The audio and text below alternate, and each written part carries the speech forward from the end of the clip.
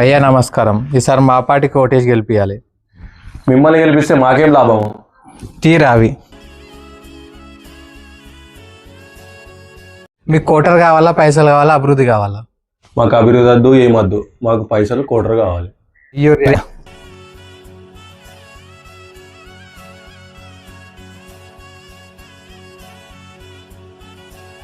ఏం కాదురా, పైసలు కోటర్ బాగా ఇచ్చింది, ఆయననే గెలిపించాలి మనం. పైసలు బాగా. నమస్తే సర్పంచ్ సాబ్. నమస్తే. నమస్తే సర్పంచ్ సాబ్, మా గల్లీకి నీళ్ళు వస్తలేదు సర్పంచ్ సాబ్. మీరు దయచేసి ఒక వాటర్ ట్యాంక్ కట్టిస్తే దయతే సార్. సరే చూస్తా. అరే శేఖర్, దానికి ఎస్టిమేషన్ ఎంత అవుతుంది చూడే, లెక్క ఎంత అవుతుంది చెప్పు.